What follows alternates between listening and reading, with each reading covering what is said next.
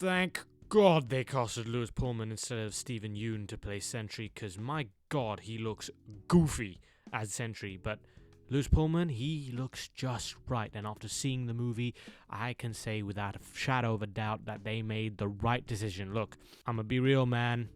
Stephen Yeun is no Sentry. He can't play Sentry. He doesn't fit it. Lewis Pullman is the superior actor to play the role. Stephen Yeun will never be Sentry because he lacks the acting capability to play a vulnerable character. I mean, look at him. Stephen Yeun is just... I feel like he's just... Ah yes, summer has returned. And with it, so am I. Why the hell do I always record in the summer? I don't know, man. It's hot as balls in my room and I can't switch on the fan because the audio... whatever, man. Anyway, yep, movie good. As if the Rotten Tomatoes score didn't clue you in. Though, to be honest, I can't say I blame you if you thought that was a bunch of horseradish. In any case, this is the first Marvel movie in a while that honestly looked like they cooked. Or even gave the slightest itsy bitsy botsy bit of integrity to. And you know what? It was a pretty good time. Not gonna lie, it's been a while since I went to the cinemas to see a Marvel movie after Thor: Love and Thunder. I kind of fell off. The only Marvel content I consumed since then was probably Daredevil, and that was pretty good. And now this. Don't get me wrong, the movie was no complete reinvention of the wheel, and there was no grand epic which changed the Marvel formula forever. It's more or less the general formula with its comedic one-liners and wit, but it's been mixed in with some creative pizzazz as opposed to shitty backgrounds, grayed out, colorless, wide focals mixed in with boring, uninspired cinematography. Nah, this time there's a thing of substance. Obviously, not perfect, but enough to have fun with and feel sincerity from it. I'ma be real, I'm no film buff. I'm not expecting cinematic greatness when I go to see a Marvel movie. But, to be honest with you, the message of the movie did get me a little bit. Okay, first order of business is the synopsis of the movie. Obviously, mild to sort of small spoilers ahead. Nothing crazy if you already watched the trailers, but obviously if you're trying to go in completely blind, fair enough. So, the movie is basically a Marvel's Suicide Squad, but, you probably have heard that a couple times by now. It's based on characters / villains or sidekicks from previous Marvel titles, now with the spotlight on them. Kind of. I'll explain it a little bit. The general premise of the movie is that Yelena, the Ghost, Walker, or the U.S. Agent, aka my boy, followed by Taskmaster, Red Guardian, and Bucky Barnes. The sorry lot get dragged into a ploy by a high-ranking official to create an artificial replacement for the Avengers, considering they've been retired. And that includes the Hulk. I don't care if he's still around on Earth. That's not the Hulk. That's the Jolly Green Giant. Anyways, that artificial creation is known as the Sentry Project. Now, I would have loved to know what juices they pumped into this guy, considering he is a problem. As expected if you've read the comics, which I haven't, but I know of the comics. By the movie's own words, he is stronger than all the Avengers rolled into one, something our old pal Sentry, or Bob as he goes by, takes to heart. In any case, the lot of them have come together and pushed back against the big bad, the Void. Now, this guy's cool as shit and has the pizzazz I was talking about earlier. You've seen the trailers, most likely. You know he was doing like mini Hiroshimas, Nagasaki's to everyone, and how everything around him has like the color grading sucked out of it. He has aura, and my God, that word has been ruined. I can't say it with a straight face anymore. I will say, I do kind of wish, without spoilers, I do wish they had the balls to commit with what they were implying in terms of people getting blasted like that. Anyway, by far this movie's central theme is really basically just one big ol' mental health PSA. Depression, loneliness, the weight of your own mind.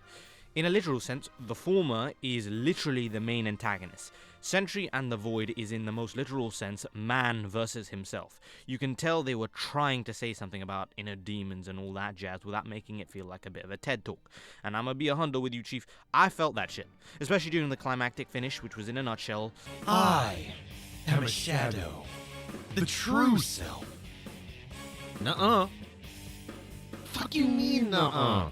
Personally, I find the exploration of the theme a little bit rushed at times. I mean, it's like, it feels rushed, a teeny bit crammed, and sometimes even flat. That is part of my main overarching issue with the movie, and it's that it feels crammed. I couldn't cleanly tell that there was a traditional Act 1, 2, and 3, which were neatly separated. It felt like Act 1 was a solid 30 to 40% of the movie, or maybe I'm misremembering, but it feels like that solid first part of the movie was in a particular set piece getting everybody together.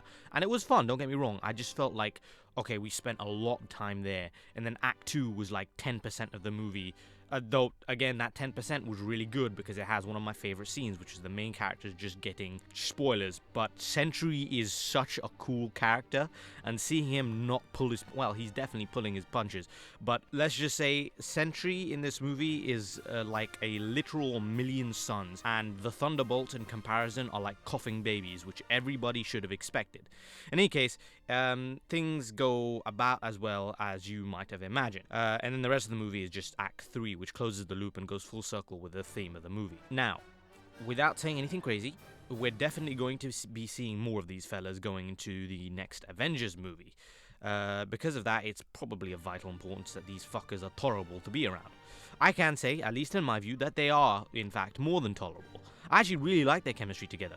It's not gung-ho or ahoy besties kind of thing. They're great on each other, and they're all certainly with their tough exteriors and a bit spiky at times, but what can you expect in a room full of murderers? Like, I mean, they're actual criminals. Yelena is the focal point of the movie. She acts as the emotional anchor, and we spend pretty much all of our time with her as the central protagonist. Sue me, but I'm not gonna lie. Excluding her awful time in the Black Widow movie, I prefer her to the old one. You know, she's got that dry humor. Doesn't feel like she's attempting to be funny in a forced way, nor am I getting her sexuality shoved in my face constantly. I'm just saying, I got tired of the old one pretty quickly and how she was basically jumping character ships left, right, and center in practically every appearance. Anyways, Yelena's cool, and she's bad as fuck, and she's also British, so we're taking over. Next up is Bucky. He got his aura back partially. He gotta fix that drip though, man. That fuck-ass black t-shirt has got to go. His post-credit fit goes hard though. Let's see how long he gets to keep it. Red Guardian. Not gonna lie, he's the big dad of the group, and I guess he's the inspirational figure. But he gets a little bit jarring for me at times, but again, that's just me, it's preference. At times he's amusing, other times I'm like, Next up, U.S. Agent. My goat, my bro, that guy, foo. No one can tell me that you're wrong, man.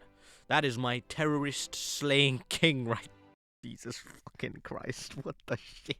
Who wrote this shit? The Ghost, okay. I'm not gonna lie.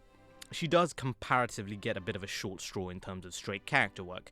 She's there, we get bits and pieces of her and the good that lies beneath the veneer of cynical sarcasm and supposed self-interest, but she just...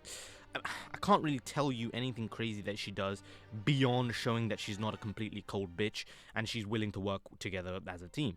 Her powers are cool as fuck though. Next up, the Taskmaster. By far, next to Yelena, probably the most cool, well-developed, well-rounded character in the movie. She has the third most amount of screen time after Yelena and the Sentry, and oh my god, she's just so cool. And you know what? It was well-deserved, goddammit. People shit on her in the Black Widow movie, and they don't understand her character. She's such a well-written, nuanced character that I'm just really glad that they understood it and really took the time to flesh out this character in this movie. My god, I'm so happy they didn't show her in the trailers, because you would have been completely spoiled.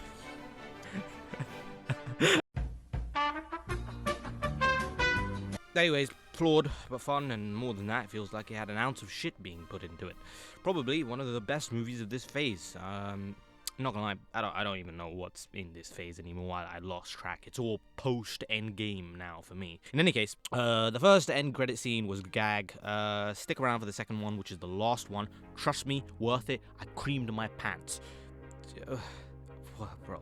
Anyways, subscribe or I'll cream in your pants next. Man, what the fuck?